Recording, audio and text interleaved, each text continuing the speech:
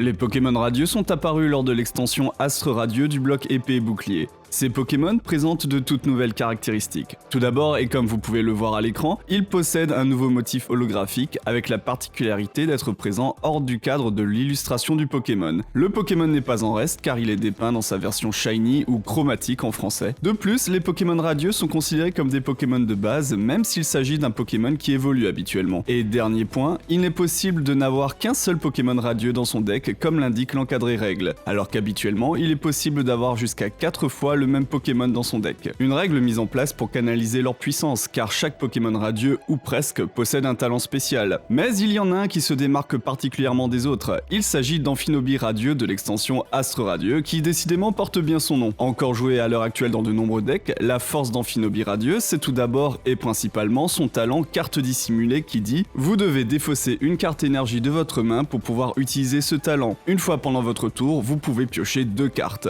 En gros, vous défaussez une énergie de votre main et vous piochez 2 cartes en échange. Un talent très pratique car Amphinobi n'a pas besoin d'être sur le poste actif. Il peut l'utiliser depuis le banc. Et surtout, ça fonctionne avec n'importe quel type d'énergie. Oui, même si Amphinobi est de type eau, toutes les énergies font l'affaire. Même les spéciales. Ah, il prend tout cet Amphinobi. Et c'est ce qui fait qu'il peut s'intégrer dans n'importe quel deck. Tant que vous avez des énergies dans votre main, vous pouvez utiliser son talent une fois par tour. Et si vous avez peur de ne plus avoir assez d'énergie pour vos Pokémon, vous pouvez utiliser une carte récupération d'énergie pour en récupérer dans votre pile de défausse. Carte dissimulée est un talent très utile car piocher des cartes dans le TCG Pokémon ne peut que vous aider, surtout en début de partie. Et étant un Pokémon de base, vous pouvez directement le poser en jeu. L'autre avantage d'Amphinobi, c'est qu'il n'est ni un Pokémon V, ni un Pokémon X, ce qui fait que l'adversaire ne prendra qu'une seule récompense s'il parvient à le mettre KO. Mais cet Amphinobi a plus d'un tour dans son sac. Cette fois-ci, ça concernera davantage les decks eau, car son attaque Shuriken Lune a besoin de 2 énergies eau et d'une incolore pour être lancée. En voici la description. Défaussez 2 énergies de ce Pokémon. Cette attaque inflige 90 dégâts à 2 des Pokémon de votre adversaire.